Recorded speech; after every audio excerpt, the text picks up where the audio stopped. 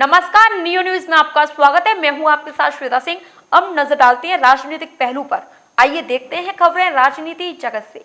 26 मई का दिन भाजपा के लिए बहुत ही ऐतिहासिक दिन है, क्योंकि एक लंबे इंतजार के बाद भाजपा भारी बहुमत से जीतने के बाद सत्ता में आई, जिसके फलस्वरूप 26 मई के दिन नरेंद्र मोदी ने प्रधानमंत्री पद की शपथ ली थी। प्रधानमंत्री के वादों और भाजपा के कार्यकाल का विश्लेषण करने के लिए न्यू न्यूज की टीम ने भाजपा व कांग्रेस के वरिष्ठ नेताओं से बात की। देखिए यह खास बातचीत। नमस्कार, न्यू न्यूज़ में आपका स्वागत है। जैसे कि आप लोग जानते हैं, सन 2014 में बीजेपी भारी बहुमत से जीतकर सत्ता में आई थी और आज ही के दिन यानी 26 मई को पीएम नरेंद्र मोदी ने प्रधानमंत्री पद की शपथ ली थी। जब बीजेपी पीएम मोदी सत्ता में आए तो बहुत बड़े बड़े वादों के साथ आए थे, चाहे वो सबका साथ सबके विकास की बात हो या 2024 तक $5 ट्रिलियन इकोनॉमी के पहुंचाने की बात हो। इन सभी वादों पर, इन सभी मुद्दों पर विश्लेषण करने के लिए हमारे साथ मौजूद हैं बीजेपी के वरिष्ठ नेता प्रदीप गोस्वामी जी और कांग्रेस के वरिष्ठ नेता जो कि एडवोकेट भी हैं यामिनी रमण आचार्य जी। सर, आप दोनों का ही बहुत बहुत स्वागत है। सर, सबसे पहले तो मैं आपसे जानना चाहूँगी, क्योंकि आप बीजेपी को बिलोंग करते हैं, बीजेपी के वरिष्ठ नेता हैं। जब बीजेपी सत्ता में आई थी तो मोदी जी ने कहा था, ना खाऊंगा ना खाने दूंगा। लेकिन अभी हमने हाल ही में देखा, सिर्फ कोरोना काल की बात करें तो अभी हमने हाल ही में देखा कि गुजरात में वेंटिलेटर स्कैम, मास्क स्कैम देखने को मिला। हिमाचल प्रदेश में, हरियाणा में ये जो पीपीई किट का है, इसका स्कैम देखने को मिला। इस पर आप क्या कहना चाहेंगे? राष्ट्रीय अगर आप बात कर रहे हैं, पहले तो आपके चैनल के माध्यम से सभी देश की जनता को हमारी भारतीय जनता पार्टी सरकार के 7 वर्ष पूरे होने की बधाई देता हूं। साथ ही आपके चैनल के माध्यम से जो कोरोना का इस समय हम लोग लड़ाई लड़ रहे हैं, उसमें सभी लोग जो प्रधानमंत्री जी का नारा है कि 2 गज दूरी मास्क जरूरी, इस नारे को साथ लेकर सभी लोग चलें। जहाँ तक आपने विषय रखा कि ये बहुत छोटी बातें हैं, इतनी बड़े देश में पूरा जिस प्रकार से हम कोरोना के लिए लड़ रहे हैं और एक एक कार्यकर्ता हमारा, चाहे वो जनता के लोग हों, स्वयंसेवी संगठन हो, भारतीय जनता पार्टी के कार्यकर्ता हों, डॉक्टर्स हों, नर्स हों, सब लोग योद्धा की तरह काम कर रहे हैं। तो कुछ छोटी सी कमियां हो सकती हैं कुछ प्रांतों में, कुछ जिलों में, कुछ मंडलों में, उसको इग्नोर करना चाहिए। हम एक बड़ी लड़ाई लड़ रहे हैं, इस छोटी बातों के लिए आज समय नहीं है। इनकी समीक्षा होगी। हम एक किसी भी इसको हम ये नहीं, मैं उनको बचाव नहीं कर रहा, लेकिन कुछ जो छोटी बातें इसको हम इस कोरोना काल से जीतने के बाद उसको देखेंगे। कुछ छोटी समस्याएं हो सकती हैं, संज्ञान में लिया जाएगा। अगर कोई दोषी होगा तो उसको सजा मिलेगी। सर, जैसे सर का कहना है कि बहुत छोटी समस्या है, कोई भी स्कैम छोटा नहीं होता, चाहे किसी भी पार्टी के द्वारा किया जाए। इस पर आपका क्या कहना है? जहाँ तक कोरोना का संबंध है, ये एक राष्ट्रीय आपदा है, महामारी है। किसी भी सरकार की कुशलता का पैमाना उसका मैनेजमेंट होता है कि आप प्रॉपरली मैनेज किस तरह से, चाहे नेशनल इवेंट्स हों, चाहे नेशनल आपदा हो, नेशनल क्राइसिस हो, स्टेट क्राइसिस हो, इसको आप किस तरह से करते हैं। मेरा मानना है कि इसको छोटे रूप में नहीं लेना चाहिए। आज आप देख रहे हैं, तमाम मीडिया में देख रहे हैं, तमाम चैनल्स में देख रहे हैं, प्रिंट मीडिया के जरिए भी देख रहे हैं किस तरह से लोग परेशान हैं। गरीब इधर से उधर मारा फिर रहा है, लोगों के पास में जीविका साधन नहीं है। वेंटिलेटर्स, ये जो बेसिक इंफ्रास्ट्रक्चर्स हैं, वेंटिलेटर हुए, बेड्स हुए, ऑक्सीजन हुए, लोग ऑक्सीजन की कमी से कई लोग मर गए, कई लोग नहीं मर गए बल्कि हजारों मर गए प्रांतों में। तो इस बारे में सरकार भी तैयार नहीं थी। राष्ट्रीय सरकार से मतलब है केंद्रीय सरकार से, वो तैयार नहीं थी। जो ये काम अब कर रहे हैं, इनको लगभग 8 महीने पहले करना चाहिए था। सर, जैसे आपने कहा कि इस पूरी मैनेजमेंट में मोदी सरकार असफल रही है, तो मैं आपसे जानना चाहूँगी कि अगर हमारा मेडिकल इंफ्रास्ट्रक्चर स्ट्रॉन्ग हमारी गवर्नमेंट पहले ही कर लेती, क्योंकि मोदी जी कहते हैं कि मेक इन इंडिया जो वो नारा देते हैं, अगर मेडिकल इंफ्रास्ट्रक्चर हमारा पहले से स्ट्रॉन्ग होता तो शायद हम ये जो लोगों की जान गई है, असामयिक जो मृत्यु लोगों की हुई है, इसमें हम थोड़ा सा काबू कर सकते थे। मैं समझता हूं कि विपक्ष का ये आरोप कि हम असफल रहे, कहना बहुत आसान है। कहना चाहिए, विपक्ष का धर्म है कि हमारी आलोचनाएं करें। निश्चित रूप से विपक्ष जब आलोचनाएं करेगा तो सत्ता पक्ष उसको अच्छी तरीके से लेगा। एक स्वस्थ लोकतंत्र की ये पहचान भी है। लेकिन इसका दूसरा पक्ष भी है।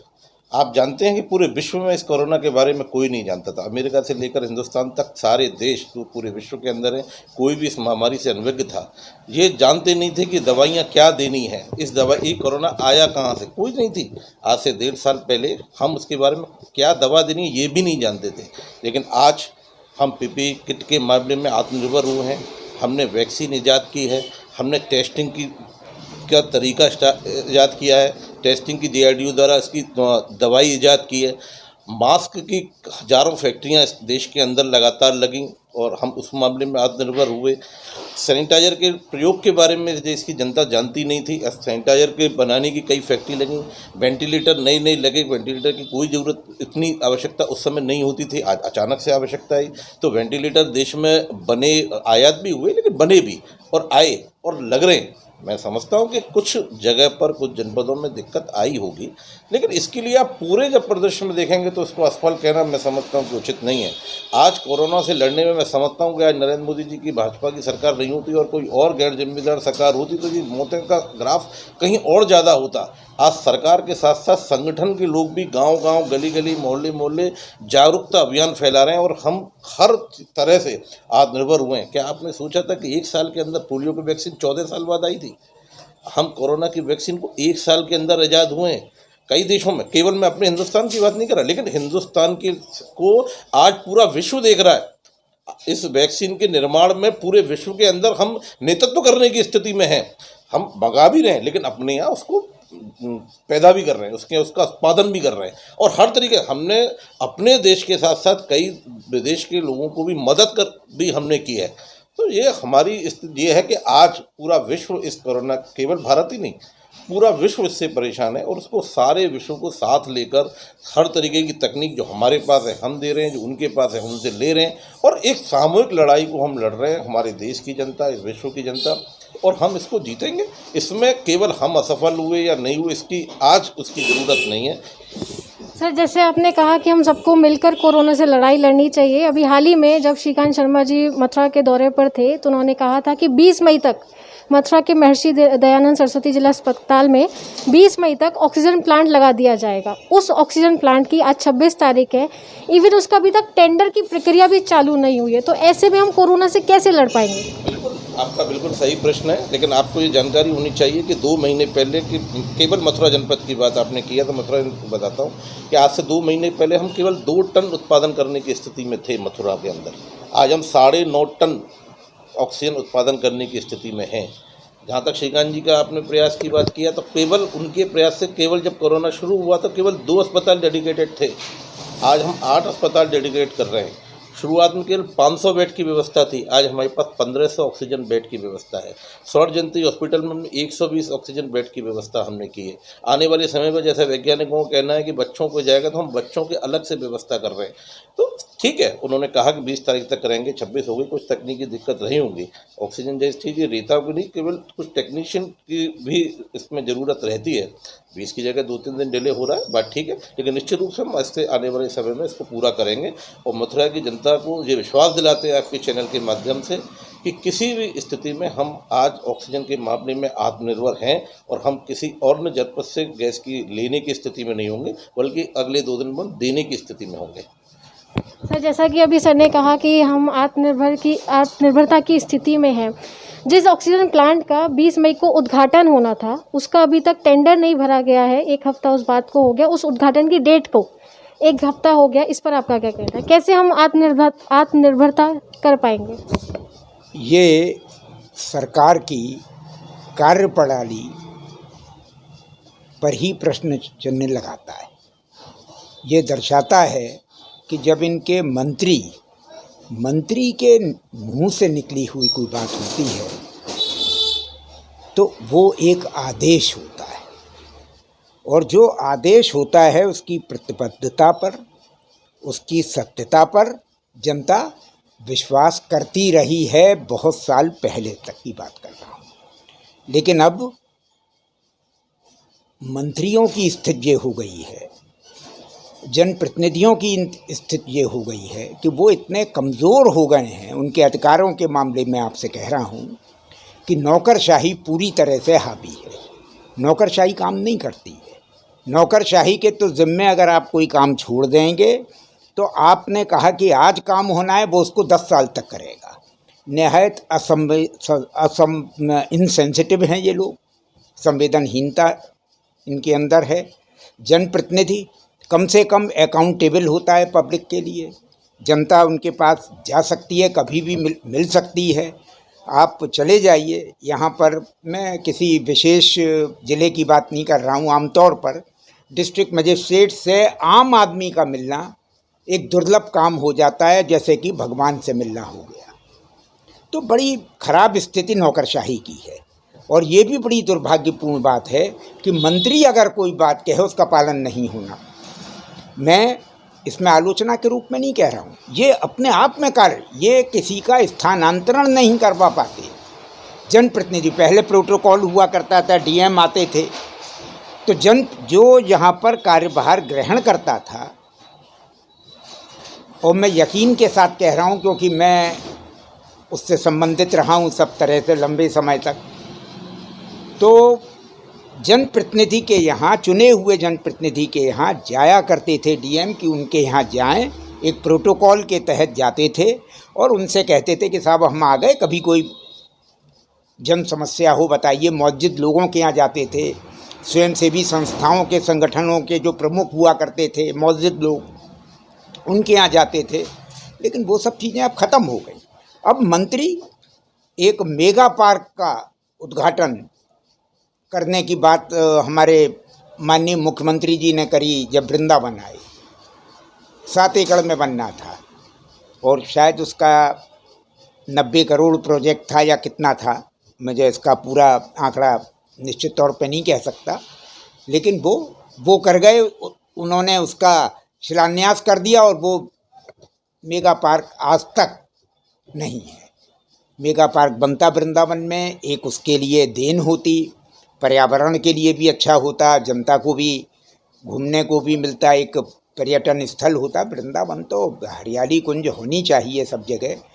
तो ये सब चीज़ों का तो ये अपने आप में, जब मंत्री कोई बात कह रहे हैं और उनकी बात का वजन ना हो, तो इससे ज़्यादा अब आप समझ सकते हैं कार्य प्रणाली किस तरह की चल रही है, किस तरह की कमज़ोर प्रणाली चल रही है। तो यही तो जनता सफ़र कर रही है, यही मिसमैनेजमेंट है। ये जो चाहें आप टीकाकरण ले लें, जो काम हम लोग अब कर रहे हैं, ठीक है, अब आप कर रहे हैं। ऑक्सीजन प्लांट लगने में बहुत बड़ी बात नहीं होती है। माननीय नरेंद्र मोदी जी ने अपने पीएम केयर्स फंड से 716 जगह हैं, शायद 716 ज़िलों में उन्होंने कहा कि हम ये ऑक्सीजन प्लांट्स लगवाएंगे। अच्छी बात है। इस चीज़ को अगर 8 महीने कहते तो अब जो तमाम लोगों की इतने हज़ारों में जो मृत्यु हो गई ऑक्सीजन के अभाव में, आप देखिए कहीं हॉस्पिटल में बेचारे ने, एक महिला थी, उसके जवान पति ने दम तोड़ दी, थोड़ी देर को ऑक्सीजन सप्लाई बंद हो गई। इस संकट का पहले ही उसको आभास हो जाना चाहिए था, उसका तैयारी करनी चाहिए थी, जो वो करने में असफल रही, और उसी का परिणाम स्वरूप इतनी सारी हमको मुश्किलात का सामना करना पड़ा। काफ़ी जानें गई ऑक्सीजन के अभाव में, बेड नहीं मिलने पर हुआ, तमाम तरह की परेशानियां सामने आई और अभी भी आ ही रही हैं, कुछ और प्रदेशों में बढ़ रहा है। तो ये मेरे कहने का मतलब। सर, जैसे अभी आपने कहा कि जो जनप्रतिनिधि हैं, जो हमारे जनता के द्वारा चुने हुए जो लोग हैं, उनकी जवाबदेही ज़्यादा बनती है बजाय डीएम के, एसडीएम के, क्योंकि ये किसी भी पर्टिकुलर, हाँ, क्योंकि वो तो किसी पार्टी को ब्लॉक नहीं करते, वो एक सोशल वर्क, मतलब एक वो अपना काम कर रहे हैं, वो अपनी ड्यूटी कर रहे हैं हर सरकार के लिए। सरकारें बदलती रहती है, डीएम वही रहता है। तो ड्यूटी भी करें तो बहुत अच्छा है। हाँ, तो ड्यूटी मुश्किल की बात तो ये, मैं सबके लिए नहीं कह रहा हूँ। हाँ जी, हाँ जी, जो ब्यूरोक्रेसी है मैं सबके लिए नहीं कह रहा हूँ। अभी भी काफ़ी ऑफिसर्स अच्छे हैं और ठीक होंगे, सक्षम होंगे, लेकिन अधिकांशतः ये जिस दिन आ जाते हैं, एक तो बड़ी मुश्किल हो जाती है कि इनके ऊपर पावर का नशा ऐसा आ जाता है कि ये संवेदनहीन हो जाते हैं। अभी आपने देखा जो छत्तीसगढ़ के डीएम साहब क्या कर रहे हैं, पब्लिक में वो बेचारा इनोसेंट लड़का जा रहा है, उसको थ्रैश कर रहे हैं, आप उसको स्लैप कर रहे हैं, आप माखौल उड़ा रहे हैं चीज़ों का। त्रिपुरा वाले को आपने देखा, शादी मंडप में घुस गए, वहाँ जाकर पंडित को मिसहैंडल कर रहे हैं, आप उसके साथ में दुर्व्यवहार कर रहे हैं, दूल्हे को साथ में दुर्व्यवहार कर रहे हैं, महिला जिन्होंने कि आदेश पत्र दिखाया कि भाई हमने तो परमिशन ले रखी, उसके साथ दुर्व्यवहार कर। तो ये क्या है? ये इनको पावर जो मिलती है एकदम से, तो ये इनके सर पर चढ़ के बोलती है, और ये इतने संवेदनहीन होते हैं क्योंकि जनता से कोई इनको जवाबदेही है ही नहीं। अगर कोई ग्राम पंचायत स्तर पर सड़क का निर्माण हो रहा है, उसमें कोई अनियमितता है तो कौन जिम्मेदार? प्रधान। वो तो खुद तो अकाउंटेबल कुछ है ही नहीं। अरे भाई, तुम्हारी तरफ से ही सब जाता है, ऊपर से ही फाइल जाती हैं, वहाँ के लिए अनुदान भी आपके ऊपर से ही जाता है, इनके थ्रू ही जाता है। तो नौकरशाही तब हावी होती है जब हमारे जनता से चुने हुए प्रतिनिधि, उनमें कोई कमी होती है या वो उनके पास में पर्याप्त शक्ति नहीं होती। अपनी सहूलियत के लिए, अपनी कन्वीनियंस के लिए बदलाव करते हैं, जिससे कि जनता को परेशानी का सामना पड़ता है, जनता का शोषण होता है। सर, जैसे आपने कहा कि मैं अपना सवाल रिपीट करूंगी कि जो जनप्रतिनिधि होते हैं उनकी जवाबदेही ज़्यादा होती है। हमारे मथुरा की सांसद है हेमा मालिनी जी, हमने देखा मुख्यमंत्री योगी आदित्यनाथ मथुरा के जनपद के दौरे पर थे, श्रीकांत शर्मा जी मथुरा के दौरे पर थे, लेकिन हमने हमारी सांसद को अभी तक कहीं नहीं देखा है। क्या आपको नहीं लगता कि एक बार उनको ज़मीनी हकीकत देखनी चाहिए, एक बार उनको ज़मीन पर उतरकर लोगों से बात करनी चाहिए, लोगों की समस्या को सुनना चाहिए? कोरोना महामारी को लगभग 2 साल हो गए, लेकिन हमने हमारी सांसद को एक बार भी नहीं देखा ज़मीनी स्तर पर। नहीं, ये बात आपकी से मैं सहमत नहीं हूँ। आपने नहीं देखा होगा, ये आपका व्यक्तिगत विषय हो सकता है, लेकिन 2 महीने पहले तक सर, मैं अब पर्टिकुलर अपनी नहीं, मैं पूरे मथुरा जनपद की तरफ से आपसे सवाल कर रही हूँ। अभी 1.5 महीने पहले तक वृंदावन में 10 दिन सांसद जी रह के गई हैं। पूरे 10 दिन का प्रवास उनका वृंदावन, उनका घर है यहाँ 10 दिन। सर, घर पर प्रवास करना सफिशिएंट नहीं होता, और वो सिर्फ प्रशासन के साथ उन्होंने बैठक की है, प्रशासन के साथ बैठक की है, संगठन के लोगों के साथ बैठक की है, जहाँ जहाँ ग्राम प्रधान उस समय थे उनके साथ बैठक की है अपने यहाँ, और जहाँ वो जा सकती है वो गई भी हैं। और आज भी वो बॉम्बे में बैठ कर लगातार प्रशासन के साथ, संगठन के लोगों के साथ, प्रत्येक गांव में जो लोग हैं, जो जिम्मेदार लोग हैं, उनके साथ वर्चुअल बैठक कर रही हैं। वर्चुअल बैठक के माध्यम से जो समस्याएं आती हैं उन समस्याओं को पूरा करा रही हैं। और उन्होंने अपने स्वयं व्यक्तिगत फंड से प्रत्येक पीएससी सेंटर उन्होंने वो क्या बोलते हैं उसको, जो ऑक्सीजन के कंसंट्रेशन उन्होंने स्वयं दी हैं। 2-2.5 लाख रुपए की कीमत का वो है, 12 उन्होंने अपनी स्वयं से दिए। सांसद निधि से जो दिया है वो अलग है, और स्वयं दिए, जिसमें 1 से 5 लोगों की उसको ऑक्सीजन दी जा सकती है। मथुरा अस्पताल, जिला अस्पताल में दिया है। इसके अलावा जितने भी ग्रामीण क्षेत्र के जो पीएससी सेंटर हैं उन्होंने उसमें दिया है। साथ ही उनके द्वारा जगह जगह पर मास्क, सैनिटाइजर, दवाइयाँ, न केवल हेमा मालिनी, श्रीकांत जी के द्वारा भी बूथ स्तर पर भाप लेने की मशीनें, दवाइयाँ, मास्क, सैनिटाइजर सब हम बांट रहे हैं। लगातार प्रशासन के सहयोग करते हुए हमारे जो भी जनप्रतिनिधि हैं, चाहे वो कारिंदर सिंह गोवर्धन में है, चाहे श्रीकांत जी मथुरा में, चाहे हेमा मालिनी जी अपने यहाँ हैं, जनप्रतिनिधियों के द्वारा मथुरा जिला प्रशासन के सहयोग से जो कर सकते हैं वो सब भारतीय जनता पार्टी के कार्यकर्ताओं को साथ लेकर हम कर रहे हैं। हम गांव-गांव जा रहे हैं, बूथ-बूथ जा रहे हैं। जो भी हम कर सकते हैं इस लड़ाई में हमारे कार्यकर्ता कर सकते हैं। मैं फिर कह रहा हूँ, आलोचनाएं हो सकती हैं सरकार के साथ। जब हम लोग काम कर रहे हैं, जो व्यक्ति काम करता है उसकी आलोचना होती है, क्योंकि उसी से गलती होंगी। मैं आज घर बैठा रहूँगा और मैं कुछ नहीं करूँगा तो मेरी कोई गलती होगी ही नहीं, क्योंकि मैं कुछ कर नहीं रहा हूँ। लेकिन मैं जब 50 लोगों के जाऊँगा तो 50 लोगों के घर गया, गलती से एक घर छूट गया, वही एक घर कहेगा था मेरे नहीं आए, 49 के यहाँ गए, मेरे यहाँ नहीं गए, तो उसमें एक आलोचना होगी। तो इसलिए मैं ये कह रहा हूँ कि ये समय आज आलोचना का नहीं है, इस समय हमें कोरोना से लड़ने का है। इसमें जो जिसका सहयोग हो, बहुत सारी मथुरा जनपद में स्वयंसेवी संस्थाएं आगे आई हैं। किसी ने ऑक्सीजन के क्षेत्र में मदद की है, किसी ने भोजन के क्षेत्र में मदद की है, किसी ने दवाइयों के क्षेत्र में मदद की है, किसी ने एम्बुलेंस के क्षेत्र में मदद की है। यहाँ तक कि लोगों ने प्रशासन के साथ मिलकर लाश जो लोग हमारे मृतक हुए हैं उनको उसका अंतिम संस्कार अच्छा हो, उसमें बहुत नए युवा हमारे आगे आए हैं और उसको किया है। तो ये सब चीज़ आज करने की ज़रूरत है, नए युवाओं को आगे आने की ज़रूरत है। आ रहे हैं जो स्वयंसेवी संस्थाएं बहुत काम समय प्रशासन के साथ कर रही हैं और आगे भी करती रहेंगी, मुझे विश्वास है। जहाँ तक सांसद हेमा मालिनी का विषय है, श्रीकांत जी का विषय है, गोवर्धन से कारिंदर सिंह जी का विषय है, और हमारे तमाम जनप्रतिनिधि चाहे वो पार्षद हैं, चाहे वो बीडीसी मेंबर हैं, चाहे प्रधान हैं, वो सब अपने अपने स्तर पर लग रहे हैं। इसी का नतीजा है कि पूरे उसमें वैक्सीन की कमी का हमारे विपक्षी नारा दे रहे हैं।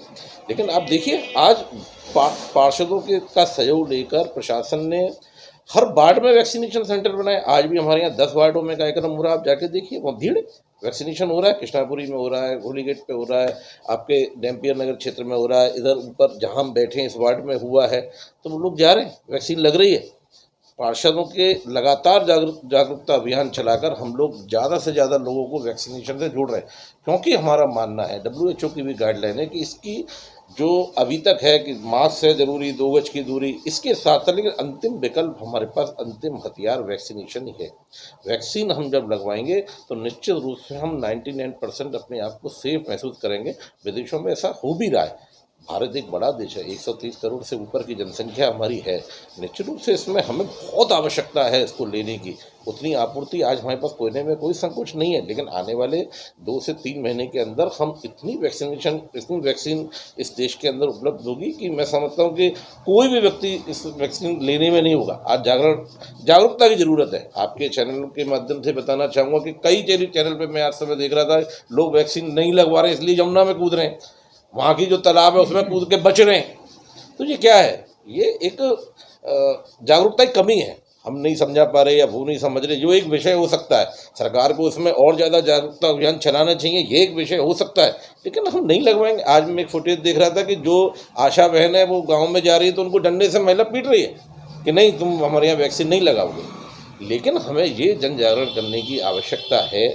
सब जितने भी जागरूक लोग हैं वो अपने अपने क्षेत्र में, अपने अपने गांव में, मोहल्लों में ये कहें कि हमको हर हालत में वैक्सीन लगवानी चाहिए। हमारे पास आज की तारीख में पर्याप्त मात्रा में वैक्सीन है। 45+ के ऊपर हम वैक्सीन लगा रहे हैं। आने वाले 1 हफ्ते के अंदर हम 18 से ऊपर की वैक्सीनेशन प्रोग्राम शुरू करेंगे और वैक्सीन की पूरी उपलब्धता उत्तर प्रदेश के अंदर है और हम उसको पूरी तरह से इसको करेंगे। सर, जैसा कि मेरा सवाल था कि जो जनप्रतिनिधि हैं सांसद हेमा मालिनी जी, वो उनकी जवाबदेही कितनी है? जैसा सर ने कहा कि जवाब के तौर पर कि वो मुंबई में बैठकर वर्चुअल मीटिंग में हिस्सा ले रही हैं, वर्चुअल मीटिंग कर रही हैं, या अपने वृंदावन के निवास पर 10 दिन खुद जा भी रही हैं, हाँ वही, और उसमें जो मदद कर सकती हैं वो मदद कर रही हैं। और ये भी हमें देखना चाहिए, वो महिला है और 70 साल की उम्र है। 70 साल की उम्र में हम उनसे जितना उम्मीद कर सकते हैं उससे ज़्यादा वो कर रही हैं। जब वो चुनाव लड़ी थी तो विपक्ष ने जो आरोप लगाया था कि जो फिल्म अभिनेत्री है वो आएंगी, केवल चुनाव लड़ेंगी, उसके बाद दिखेंगी नहीं। वही हेमा मालिनी आज महीने में 15 दिन से 18 दिन वो यहाँ पर मथुरा में रहती हैं और जनता के जितने काम वो कर सकती हैं कर रही हैं, और आज भी कर रही हैं। सर, जैसा कि सर ने फिर कह दिया कि वो मथुरा में अपने निवास पर 18 दिन 15 दिन रहती हैं, क्या रहना सफिशिएंट है?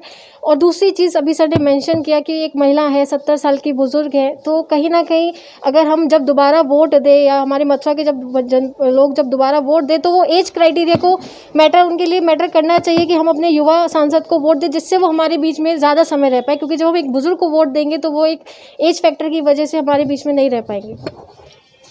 इस बात से आप कितना सहमत हैं? जनता को आभास होना चाहिए कि उनका चुना हुआ प्रतिनिधि, सांसद हो, विधायक हो,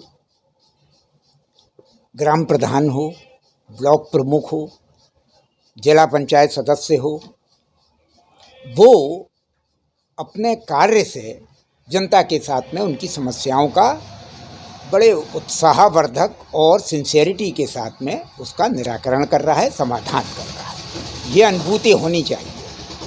इसमें एज फैक्टर कोई काउंट नहीं करता। कई 70 वर्ष के होकर भी लोग काफ़ी सेंसिटिव हैं और बड़े लेबोरियस हैं, बड़ी अच्छी तरह काम कर रहे हैं। तो ये तो जनता को फैसला करना है। जब चुनाव आएगा तो उस समय वो आएंगी तो उस समय वो अपने आप देखेंगी। अभी 14 में चुनाव लड़ी थी तब जीती, 19 में लड़ गई, तो जनता ही तो जिता रही है। तो जनता को इन चीज़ों को देखना है। तो मैं इसमें व्यक्तिगत तौर पर तो कुछ नहीं कहना चाहूँगा कि वो कहाँ के, हर एक की अपनी कार्य करने की प्रणाली होती है, तरीका होता है, तो इसमें मेरा कमेंट करना उचित नहीं है। लेकिन इतना बात ज़रूर है कि जनता का भला होना चाहिए। जितने भी जनता के प्रति कार्य हो रहे हैं, सामाजिक कार्य हो रहे हैं, सरकार की कल्याणकारी योजनाओं के क्रियान्वयन को लेकर, प्रॉपर इम्प्लीमेंटेशन को लेकर कार्य हो रहे हैं, उन सब में जनप्रतिनिधियों को शामिल करिए। ब्यूरोक्रेसी पर बहुत ज़्यादा निर्भर रहना उचित नहीं, क्योंकि ये हमेशा रोड़े डालते हैं काम में, जैसा अभी तक लोगों को अनुभव हुआ है। ये मेरा कहने का आपसे। सर, जैसा अभी मेगा पार्क का सर ने जिक्र किया था, जो वृंदावन में बनने वाला था, निश्चित ही नहीं बना, वो दुर्भाग्यपूर्ण है, क्योंकि उससे हमारे मथुरा वृंदावन का विकास भी होता और लोगों को रोजगार भी मिलता। लेकिन अभी सोनिया गांधी जी ने एक चिट्ठी में लिखा था और कहा था कि सेंट्रल विस्टा का काम रोक देना चाहिए, लेकिन वो नहीं रुका। तो जब लोगों के पास ऑक्सीजन नहीं है या लोग भूखमरी जैसे हालात है हमारे देश में, लोगों के पास रोजगार नहीं है, और ऐसे में न्यू पार्लियामेंट जो हाउस है वो बन रहा है, तो वो कितना सही है? नहीं, बिल्कुल सही है। पार्लियामेंट जो हाउस जो बन रहा है वो केवल पार्लियामेंट हाउस नहीं है, वो इस देश का एक देश को पूरे वर्ल्ड के अंदर हम भी कुछ हस्ती रखते हैं, इसकी एक स्मारक बनेगा।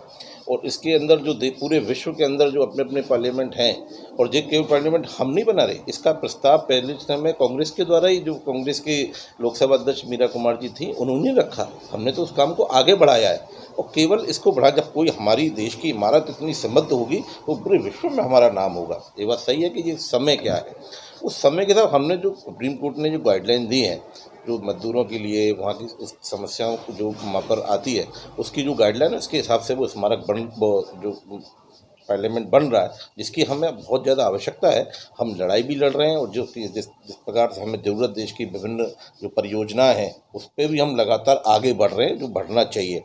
जहाँ तक पार्क वृंदावन की बात है, उसकी आधारशिला माननीय मुख्यमंत्री जी ने रखी। कोरोना शुरू होने से पहले ही उसका जो प्रक्रिया होनी थी नहीं हो पाई, इसलिए हमने उसको रोका है। जो हमने रोका है उसके लिए हम पे आरोप लग रहे हैं कि वो क्यों नहीं हो रहा। जिसको हमने रोका नहीं, इस पर आरोप लगे इसको रोक नहीं रहे, तो ये आरोप है। आरोपों का कोई उसका मतलब नहीं है। लेकिन साथ ही साथ हमें ये भी देखना पड़ेगा कि जवाहर बाग जैसी स्थिति थी, जवाहर बाग की पिछले शासन में जवाहर बाग को क्या हल किया था आपने देखा। आज हमने उस जवाहर बाग को इतना अच्छा समृद्ध बनाया है, लोग वहाँ पे जाएं। आपके चैनल के माध्यम से मैं मथुरा की जनता को अपील करता हूँ कि एक बार जवाहर बाग जरूर जाएं, और वहाँ पर जाकर देखें कि मथुरा शहर ही नहीं, आसपास के 10 जनपदों में सबसे अच्छा पार्क कहीं है। और जो हमारी जनप्रतिनिधियों और सरकार के प्रयासों से बना है, वो हमने जो शहीद हुए थे वहाँ मुकुल द्विवेदी जी और हमारे दूसरे इंस्पेक्टर, उनकी याद में भी वहाँ पर हमने स्मारक बनाए हैं। और आज मैं समझता हूँ कि आसपास के 10 जनपदों में भी ऐसा भव्य सुंदर पार्क नहीं होगा। मैं आपके चैनल के माध्यम से पुनः अपील करता हूं कि एक बार उस पार्क में घूमने अवश्य जाएं। सर, जैसा कि आपने कहा कि जब बीजेपी गवर्नमेंट में आई थी, सत्ता में आई थी जब बीजेपी, तो मोदी जी ने कहा था कि जो हमारे उनका एक सपना था बेसिकली मोदी जी का, कि वो चाहते थे 2024 तक जो देश की इकोनॉमी है वो $5 ट्रिलियन की वो करना चाहते थे। लेकिन अभी हाल ही में आरबीआई गवर्नर ने कहा है कि इस समय 2021 की जो जीडीपी है वो नेगेटिव में जा रही है। तो ऐसे में उस टारगेट को अचीव करना कितना असंभव है? निश्चित रूप से हम उस टारगेट को, हमारा वो लक्ष्य है और हम उस लक्ष्य की ओर आगे बढ़ेंगे। ये 2 साल हमारे निश्चित रूप से खराब गए हैं, और ये केवल हमारे नहीं गए, पूरे वर्ल्ड की इकोनॉमी इसमें ख़राब हुई है। हमारे यहाँ भी उसका असर पड़ा है। लेकिन जिस प्रकार के हिंदुस्तान की जनता का स्वभाव है, हमारी सरकार की जो नीतियाँ हैं, उसके प्रकार से जो और ज़्यादा नीचे गिरनी चाहिए थी, उसके हिसाब से उसको हम नहीं गिरे हैं। हम आज ज़रूर नीचे हैं, लेकिन धीरे धीरे हम इस पर ऊपर आएंगे। और जो प्रधानमंत्री जी का जो वादा है और जो नारा है, उसको निश्चित रूप से आने वाले समय में इस लड़ाई को जीतने के बाद उस पर आगे बढ़ेंगे। सर, जैसे कि ये जो अभी आपने हाल ही में देखा, गंगा नदी में बहुत सारे शव हमने बहते हुए देखे थे, जो कोविड के पेशेंट्स माने जा रहे थे, उनकी बॉडीज़ मानी जा रही थी। और ऐसे में मोदी जी की जो स्कीम है, जो अभी हाल ही में लॉन्च हुई, नमामि गंगे, 2019 में शायद लॉन्च हुई है, नमामि गंगे प्रोजेक्ट। तो ऐसे में, और ये भी मैं आपको जानकारी के लिए बता दूँ आप दोनों की, कि जो गंगा है वो दुनिया की 5वीं सबसे ज़्यादा गंदी नदी है, पॉल्यूटेड रिवर है वो 5वीं। तो ऐसे में नमामि गंगे जो प्रोजेक्ट है वो कितना असफल है और कितना असफल है? देखिए, जब महामारी होती है, मैं तो इसको महामारी ही कहूँगा, जो कोरोना पेंडेमिक है, तो महामारी है और राष्ट्रीय आपदा है। लोगों में भय आ गया। कोरोना से हमारा भाई बंधु, हमारा रिश्तेदार, हमारा मिलने वाला अजीज प्रेमी गुजर गया। यकीन मानिए पास में उनके शव को ले जाने वाला कोई नहीं मिलता था। एम्बुलेंस के लिए एम्बुलेंस ड्राइवर को आपको पेमेंट करना पड़ता था और एम्बुलेंस ड्राइवर आपके 2 आदमियों को 3 आदमियों को और अरेंजमेंट करता था उनका, और वो भी एक सर्टेन अमाउंट देने के बाद में वो लोग आते थे और वो शव को ले जाते थे। तो ये बदहवासी का आलम था। इस बदहवासी बेहाली के लिए अगर हमारे पास में प्रॉपर ऑक्सीजन सप्लाई समय पर होती, प्रॉपर बेड्स यहाँ पर अवेलेबिलिटी होती, हॉस्पिटल्स जो टेम्परेरी बनाए गए उनका हम पहले से इंतजामात करते, तो ये बदहवासी और बेहाली नहीं होती, लोगों में भगदड़ नहीं मचती। ये जो शव फेंक दिए ले जाए गए, ये इसी बदहाली और जिस तरह से बदहाली की हालत हुई, जो लोगों में एकदम से भगदड़ हुई, ये उसी का दुष्परिणाम है। और उसी के निश्चित तौर पर जब आप इतने शव जाएंगे, इतने तैरेंगे, तो प्रदूषण बढ़ेगा, प्रदूषण का लेवल बढ़ेगा। आप चाहें जितनी भी उसको प्यूरिफाई करने की योजनाएं लाते जाइए, वो कागज़ पर धरी रह जाएंगी, लेकिन धरातल पर नज़र नहीं आएंगी। तो ये सब तो चीज़ें सरकार को देखना है, और यही सरकार की सक्षमता और कार्य क्षमता और कुशलता का पैमाना है।